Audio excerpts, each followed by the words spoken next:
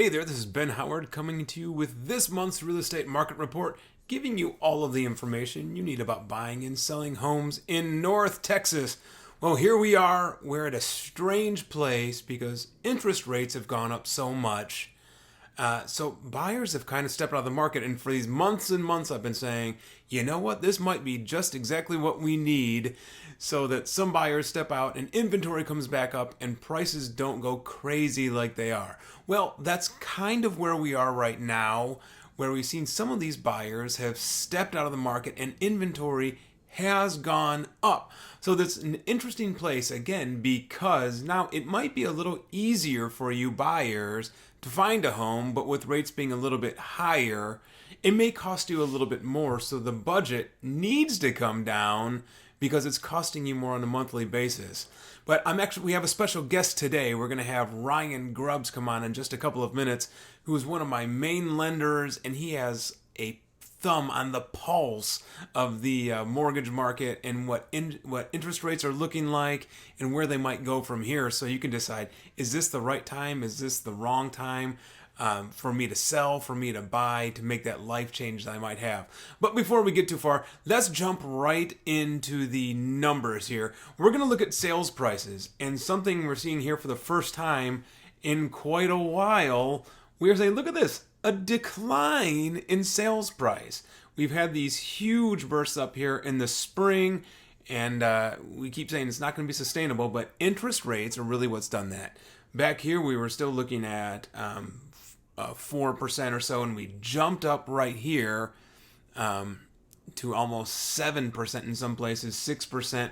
And now we've taken a little dive down. So that's a really good sign for buyers. For sellers, this is just a correction. The good news is if you're selling and then buying, the new house that you buy will also cost less, or it should at least cost less. So that's a really nice thing. Let's look at how long it's taking to sell houses in the market. You can see we've been down here in under a week on average. So that's every time that there's a house that has 30 days to sell, there's a whole bunch that have taken almost no time to sell at all. But that's gone up a little bit as well. Let's take a look at houses for sale and new listings, because this is one we've been looking at a little bit here. If we look at houses for sale, this house for sale total in the different counties, we've actually gone back up. So here, when prices have gone crazy, less houses were actually for sale, or they got eaten up a little bit quicker, and now they're staying on the market a little bit longer. This is another thing we're going to want to look at. This is very interesting. So this is percentage of original price. We can see, again, this hot part, we were 5% up to 10% over asking price. So on a $500,000, the median went 50,000 over asking. And you can see all these are dumping back down right now. It'll be really interesting to see in a couple of weeks how it plays out for the month of July. We won't have those numbers until August. But my guess is we're going to be back down here around 100%. So a lot of time the median on here is going to be right about the asking price. So for all of those that go 40,000 over, there's going to be an equal amount that go 40,000 under. So that's something really to be interested in as we look. Now here's the granddaddy. This is the one that I go to my last slide every time, because I think it's the most important, because it tells you what kind of market we're in. This is the month's supply of inventory. So how long we have. If no more houses came on the market at all, how long does it take to sell the current inventory at the current rate of sales? And we are getting back up to 2 months. Now, some people say it's 6 months is a neutral market. About 4 months is a neutral market, and a little bit south of that is pretty good for North Texas, because we're in a perpetual seller's market because so many people are moving here. But you can see we're creeping back up to 2%, and I think it's going to be higher than that once we get in this next month. So keep your eyes open for that. But right now, this is going to be great. We have the great pleasure of having my friend, my colleague, Ryan Grubbs, coming on with us. Oh, absolutely, Ben. All right, so I'm going to do just a little bit I'm going to hit you with these quick questions. I don't want you to think about these first ones. Just answer real quick. Don't even think about it. First one, brisket or ribs? Go. Ribs. All right. Dill pickle or sweet pickle? Bread and butter. Dill. All right. Sweet potato fries or curly fries? Curly. What's the interest rate next June? I don't know. I thought for sure I was going to get you.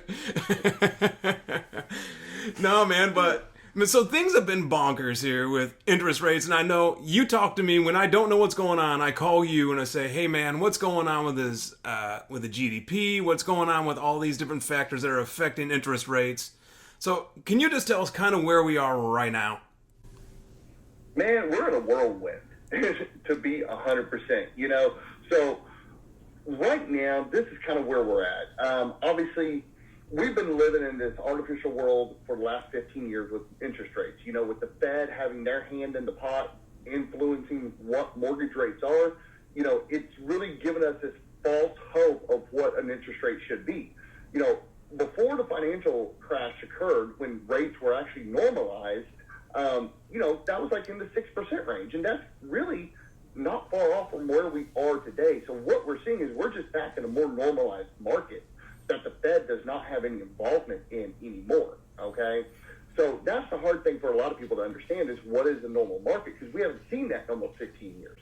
All right? I mean, my first house in 2001, I paid, 6.5% or something like that? Yeah, and that's a normal market, Ask your parents what they paid, 13, 18%, you know? So historically speaking, we are still historically low on mortgage rates at this time. But, right now what we're facing is the fact that, like today we got one of the key inflation reports coming out, blowing past estimates, showing that inflation currently is sitting at a 9.1%, outpacing last month, which was a record high, at 8.6%. Yeah. Okay? So basically, where we are today right now is what we're heading into a recession, all right? And what we're waiting on is this final reading of the second quarter GDP to come out just to basically say that to us. See, we just need 2 quarters of GDP down, right? Negative GDP basically is a textbook recession, all right? So in essence, that's what the Fed is already telling us right now. First quarter was negative. The Atlanta Fed already came out, said second quarter, they're estimating to be a negative 2.1, which is high, okay? So that right there is going to be it, but they don't call that second quarter final reading until September, so this fall, all right? But here's the good news. If you look at all historical data, whenever we have hit recession, mortgage rates will come down during a recession, okay? So that is the light at the end of the tunnel, and that's why I really feel like right now it's a great opportunity because with where the rates are, it's taking a lot of people out of the market. Yeah. Okay. So you're not running out there and you're not seeing all those multiple offers going on. So you can actually get into a house without having to overbid at this point. Yeah. So it might cost. I mean, I've been telling people it may be a little bit easier to find a house, and you might get a little bit lower, but it's all going to come out in the wash because it's going to cost you a little bit more in the interest rate. Right. Well, and then if the rates do fall this fall, like they're anticipating they will once they finally say the recession's happening, then refinance. Yeah. Do you have any idea, and I'm not going to hold you to this, do you know how long historically it takes for them to drop once it says it's actually a recession, technically? A couple months? It's kind of funny. We haven't really seen a good example of that here lately because obviously when the Fed's done what they have, they get in and they start buying those bonds, and we see a real quick drop in return to rates. Okay? But whenever a recession occurs, it's going to be a little bit more slower pace moving down. So it could take 3 weeks, 30 days, something like that, to really see an impact to the rates overall. So it sounds like, and I'm just guessing here a little bit here, but if it takes a little while for it to come down, the housing market might react a little bit quicker than that. So you might be able to find a house now, since there's a little more inventory, at a lower price, and then, 30 days down the line, interest rates may react accordingly, and we might be able to lock in just before at a lower rate, right? Possibly, yes. It's just right now, the market's super volatile. Until they really call that recession, it's one of those things, a great analogy. I heard someone put it the other day. It's just like watching a baseball game and watching that pitcher throw the perfect strike. Straight down the middle. You know it's a strike. I know it's a strike. Everybody knows it's a strike, but it's not officially a strike until the umpire calls it a strike. Yeah, for sure. That's what we're waiting on. So, and I mean, right now, there's no harm whatsoever. If somebody's kind of wondering about it, if these numbers look good, just give you or one of your guys a call. Just run some numbers and find out where we are. Correct. Because you got to think about it, too.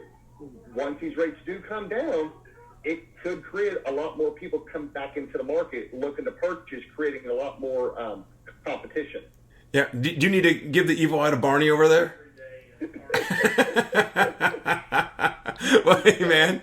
Well, I sure appreciate it. It's really good to hear somebody who knows what they're talking about. And, and I give my opinion on this stuff all the time, but sometimes I have to go ahead and lend out to the professionals here. Man, so we try to do that for you. Well, I sure appreciate it. Give me a couple of minutes here, and I'm going to go ahead and know next time we go out, it's got to be brisket. Let's do it. All right. Well, I'm not going to turn down brisket, all right? Hey, man, well, I'll talk to you real soon. Awesome. Thanks, Ben. So if there's anything to take from that, it's that prices are going to dip a little bit while interest rates go up. So those folks who have been waiting a little bit, it may be the time to jump back in because it's all going to come out in the wash, but it might also be a little bit easier to find a home without a lot of competition. Hey, well, if you need any more information on anything you've seen, you're thinking about selling, you're thinking about buying, you're not sure because things are so crazy right now, hey, give me a holler. My information's down below. If you got this and social media, you can feel free just to message me right from that. Hey, but I'm Ben Howard, and I would love to answer any of your questions. And this has been your North Texas Real Estate Market Report.